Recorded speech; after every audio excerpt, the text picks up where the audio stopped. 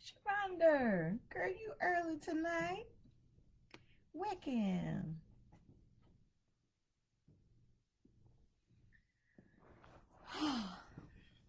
How's everybody tonight? I hope everyone is well.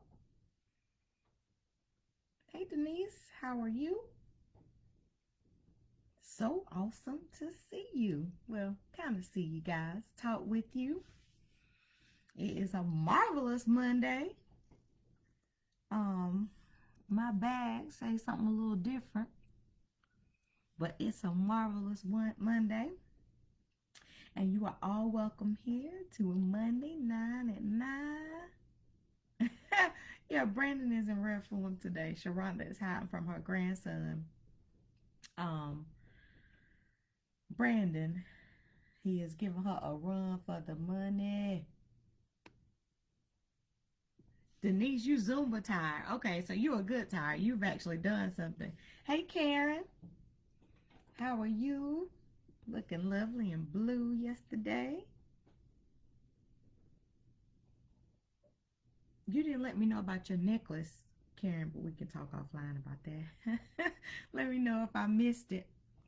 I'm Pastor Kim from Greater Joy Butner. Hey, Carolina girl.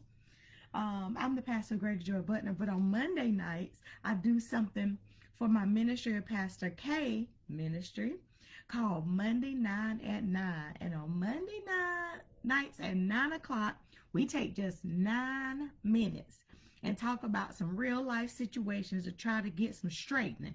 Hey, Kelly Webb Daniel. Okay, just so y'all know. Recently married, Kelly. Had the honor of marrying her last weekend. Hey, Nicole. Hey, Sheila. I still have your candle, Sheila. I'm going to get that to you.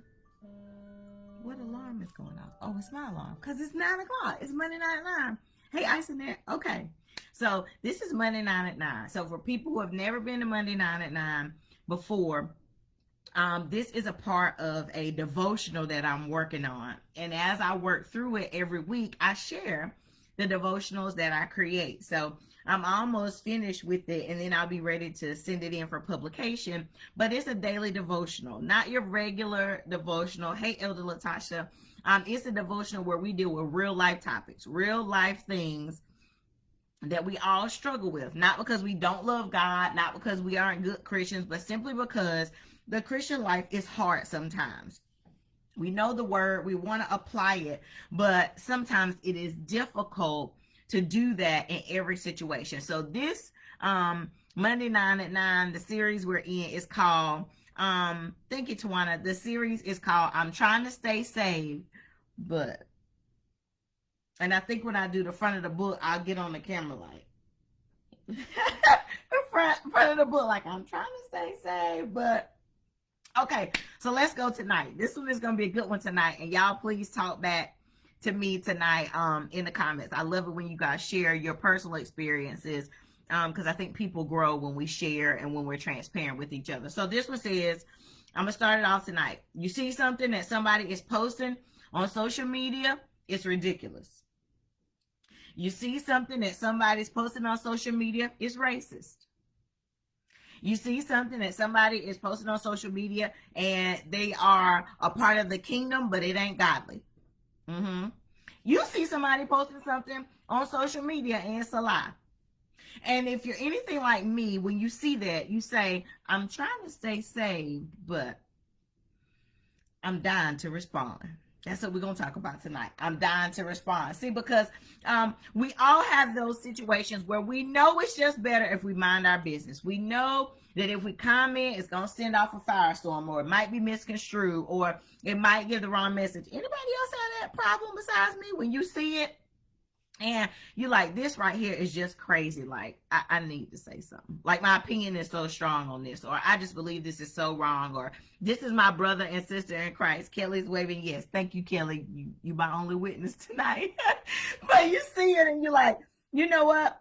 Hey, Sherelle, I'm trying to stay safe, but this right here, what I'm looking at on social media, is utterly ridiculous. And I'm trying to stay safe, but I'm dying to respond. I'm dying to say something. Dying to say, why are you posting this? Or dying to say, you know, this is not right. Or dying to say, you know, this is not your reality. Like, this is made up. This whole thing that you're posting here is a whole made up thing. So part of the reason that we do that is because we all have opinions, right? We all have opinions about different things. We all have different feelings and emotions about different things, and everybody is entitled to their opinion. Let me make that very clear. We're all entitled to our opinion, because sometimes when we're looking at this stuff and we're wanting to respond, Denise said, I'm dying to respond. Sometimes when we're looking at this stuff and we want to respond, it's something personal. It involves our family, our friends, our church, our beliefs, somebody we look up to, a celebrity that we admire. It's kind of personal to us. Sometimes it's just foolishness and it has nothing to do with us, and we still are dying to respond. Or we see a response that somebody else made to something and it pushes us to respond. We're all entitled to our opinions. No question about that. But the thing is, although we are entitled to our opinion, we are not always entitled to a response. And a lot of times we're doing these hair trigger responses, right? As soon as we see it, we start typing. And you see the dots. As soon as we see it, we start typing. Now, let me get all the saved folks that are saying, no, I don't do that. No, I don't talk. Because Monday 9 at 9 is about the real folks that are struggling with, you know, some real life issues. Sometimes we're not necessarily responding, but we screenshotting and sending it to each other and then commenting. Or we are sending it in a private message. Yeah.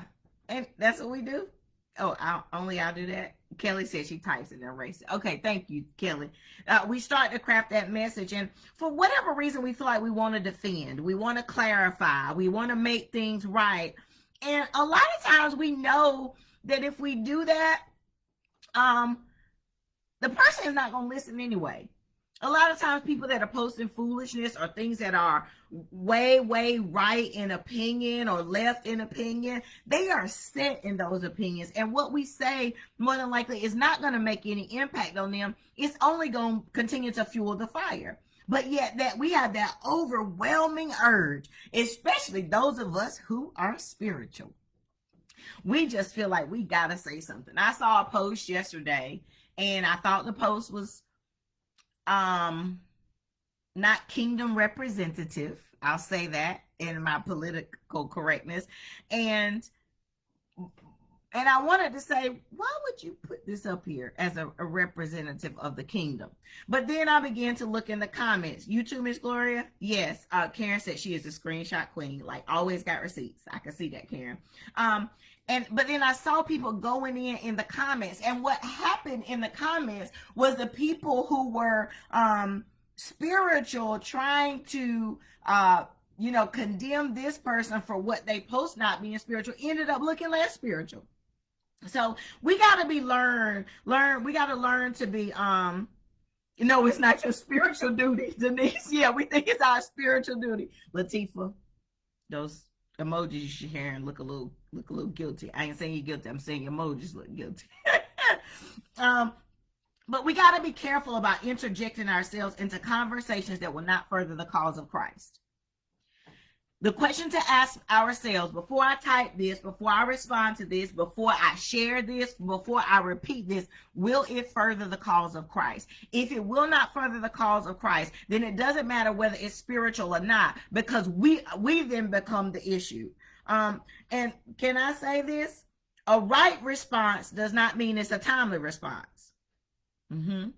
A right response, even though it's the right response to whatever you see out there, a right response also does not mean that God has purpose for you to be the one to respond.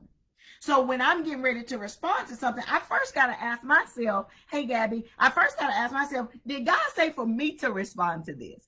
And if he did, am I following the biblical principles for how to approach this conversation with my brother or my sister? Because I can't remember in the Bible. Y'all tell me if I'm wrong. Elder Science on here. Elder Tasha's on here. Can y'all remind me in the Bible where it says confront people on social media? I missed it. I'm not a theologian. I don't know the text you know, by heart. I try to live the principles of the word, but maybe I missed that in there where it said confront people on social media about the things of God.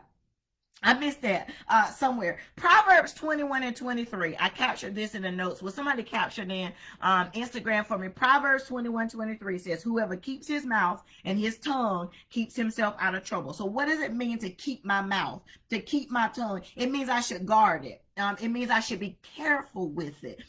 We should not use our mouth, our tongue for anything that is for our personal agenda. The mouth has power. And that includes the mouth that we use when we type, because we're doing so much virtual stuff now. We praise virtually. So why can't we destroy virtually? I came to just remind us tonight. I know you're trying to stay safe, but I know you're dying to respond. The Lord told me to tell the people of God, the 9 o'clock people tonight. It's not in that. Minister Science says it's not in the Bible. Stay saved. Stay saved, because your right response might put you in the wrong. Not you, me. Stay safe, Kim. You don't have to respond to everything, because your right response might end up putting you in the wrong and end up pushing somebody else away from Christ. It's Monday 9 at 9. I went hard tonight. I know y'all about to scroll on social media once we get off here, so think about our time together. I love y'all.